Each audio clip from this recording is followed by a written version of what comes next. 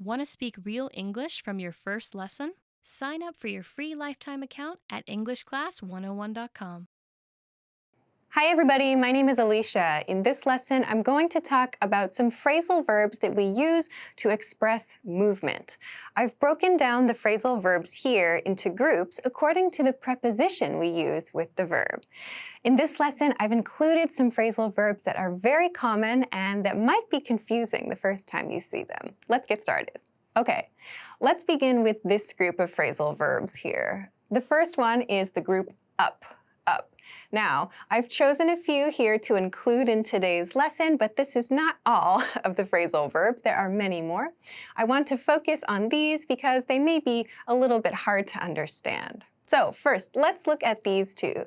Get up and wake up. Get up and wake up.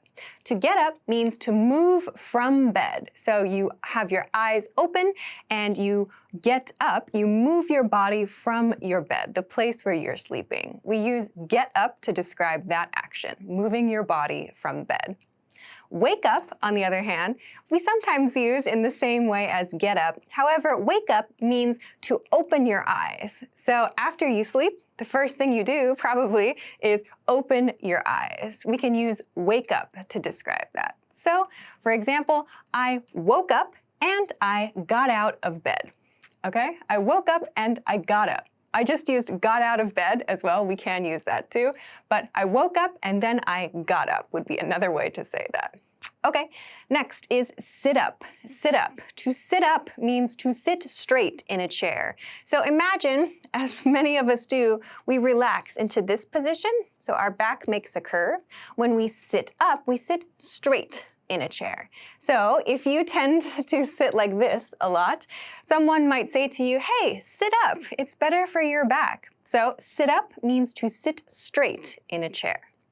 Next is pick up. Pick up. There are two uses of pick up. We can use pick up to mean to collect, like to pick someone up at the airport. Like, oh, I have to pick up my boss at the airport today. We can also say, I need to pick my boss up at the airport today. We can use either form of that phrasal verb. Pick up can also mean clean, like pick up your room or pick up the bathroom. It's so messy. So usually the feeling with this pick up for clean means there are many things on the floor or many things not in their place. So please pick them up and put them away. So pick up has these two meanings. It's pretty easy to understand which is which depending on the conversation. Okay, let's talk now about this up to. So yes, we have many phrasal verbs which use up, but I want to talk about up to with motion, with movement. You might hear a verb like this, walk, run, jog, or drive, some kind of bodily motion or transportation used with up to. This means to do an action until you reach a point. So you do something like walk to a specific location and stop. For example, walk up to the camera or drive up to the forest, for example. That means you do that action and continue it until you reach a certain point. We do not really use down to as much as up to. You might hear someone use walk down to or drive down to if it's a hill. If they're talking about a hill or talking about moving south, you might hear that. But generally, we tend to use up to when we're talking about everyday life situations.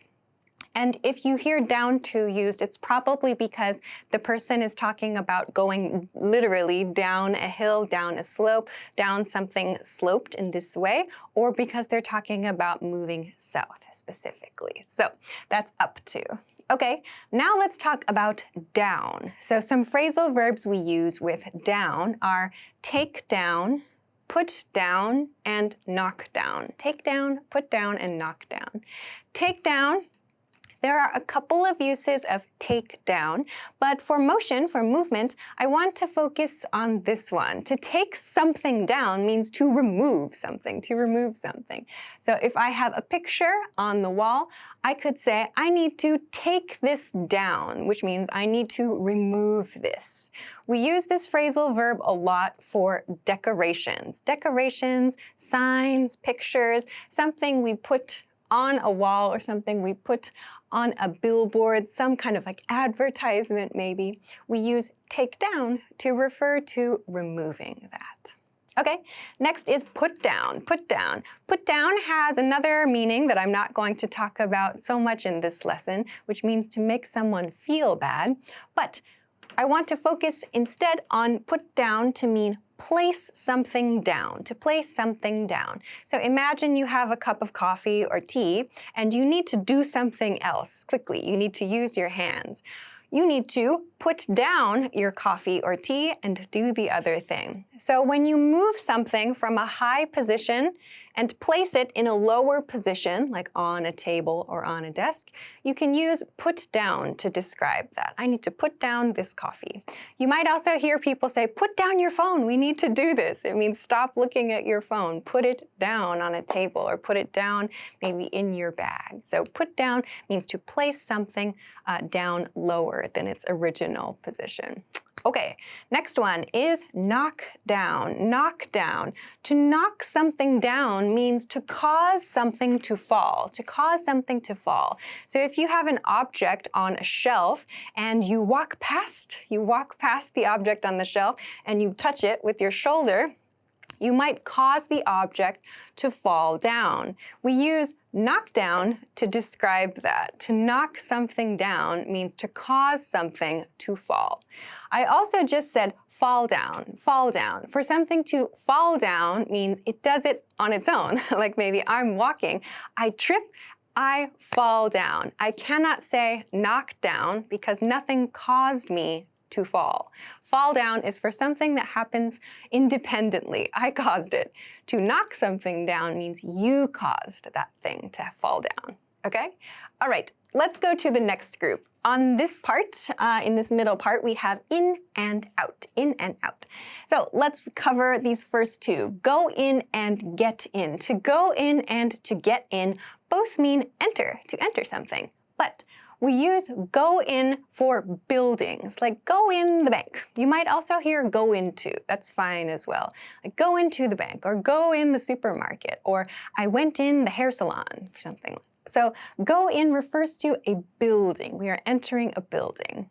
To get in means to enter a vehicle, like get in the car, or get in the bus, or get in the canoe, something like that. To get in, we use that for vehicles, usually cars and trucks. For bigger vehicles, we tend to use get on, like the plane. We would say get on the plane, or maybe get on the train. So we tend to use get in for smaller vehicles, or for smaller objects we can ride, like get in the raft. Or I used a water sport example earlier, get in the canoe. So these are kind of smaller, more personal vehicles. Get in the car, and so on. Okay? Next, I want to talk about this pair, pull in and drive in. To pull in and to drive in. We use these when we're talking about driving a car, yeah? So to pull in usually means to enter a parking space. To pull in to a parking space. This is usually when we use this. Sometimes you might hear it just to pull into a place to stop as well. Maybe it's not a space, a parking space, but it might be a place to stop. We might say, pull in over there. We can stop and rest, or something like that. So to pull in generally means to drive your car to a stopping place. Then, drive in, drive in. To drive in means to enter a place with a car. For example, you drive in to a car wash. So that means you enter a location with your car. You might also see a drive-in movie theater. In a drive-in movie theater, customers bring their car to the movie. They drive in to the movie watching space, usually a large parking lot. So this is drive in, to enter a place with a car. Okay, next is walk in. Walk in. This means to enter by walking. So you can say, I walked into the bank, or I walked into my house, if you want to be specific about how you entered. Of course, you could say, I ran into my house, or I jogged into a place as well. You can be specific with that. Finally, we have come in. Come in. To come in means to enter a building, yes, but come in is used as an invitation. If I am inside the building and I want to invite you to join me inside the building, I say, come in, come in. And you could say, oh, is it okay? Cool. You might also say in that case, can I come in? Can I come in? We tend to use come in this kind of invitation request situation. So if you are outside someone's house, you might say to someone else outside the house, let's go into the house. You wouldn't say, let's come into the house. You're speaking from your perspective. Usually come in comes from the person inside the house. Please come in, come in. All right. Finally, in this column, let's talk about out, out. Next is come out, to come out. So this is very different from come in, actually. To come out means to reveal something. So you might hear come out used when people talk about a secret that they kept for a long time, to come out with a secret of some kind. We also use this when we have been hiding for a long time, like in kids' games, and a kid suddenly reveals themselves. They came out of their hiding place. To come out means to reveal something. Okay, next I want to talk about these two together, to go out and to get out, to go out and to get out. Very similar, but the feeling is different. With go out, it means to leave home, to leave home. I'm going out. I'm going to go out. I'm going to leave home. Where? Maybe it's not important. I don't tell you. I'm going to go out. Get out, however, while it does mean to leave a place, it means to leave quickly, to escape someplace. Maybe it's dangerous or something is really boring. Like, oh my gosh, you need to get out fast. There's something dangerous happening there. So it has that feeling of leaving something very quickly, escaping from a location you do not want to be in. That's get out. So it's quite different from go out, which just means to leave your home. Okay, next we have take out, to take out. To take out means to remove something. A very common example of this is the expression take out the trash. So it means to remove the garbage or the trash in your home and take it to the place for pickup, wherever that is for you. So to take out means to take something outside of its original location, in this case, the trash. Please take out the trash. So take out means to remove something.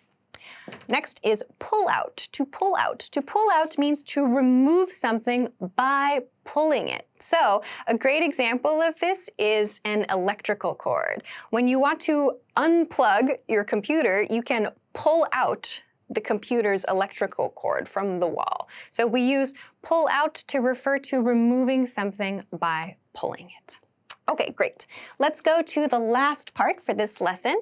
Over is the next one I want to look at. Over. We have roll over, pull over, move over, come over. Okay, the theme with all of these words, actually with these first three in particular, is movement to a side, movement to a side. So to roll over means to roll your body to a side. So we use this in bed. I rolled over in my sleep, or she rolled over many times last night. This refers to your body rolling to a side.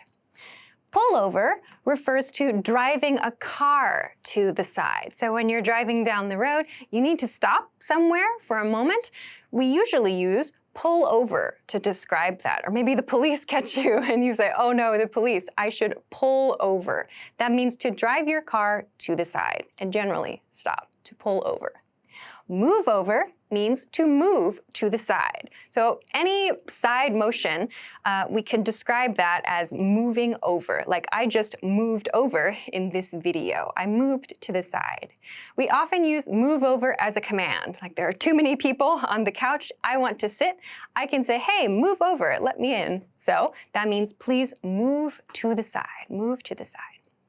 Okay, the last one is different. Come over is different. Come over means to go to someone's house, to go to someone's house. Like we talked about with come in, it's used a lot in invitation and request patterns. Like I might say, hey, why don't you come over for dinner? Come over for dinner. That means please come to my place for dinner. Would you like to come to my place for dinner? Why don't you come over for dinner?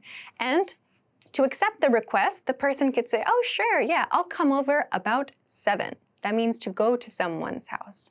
You might hear it used in requests too, like, hey, can I come over later? I need your help with something. So to come over means to go to someone's house. Okay, great. So that's come over.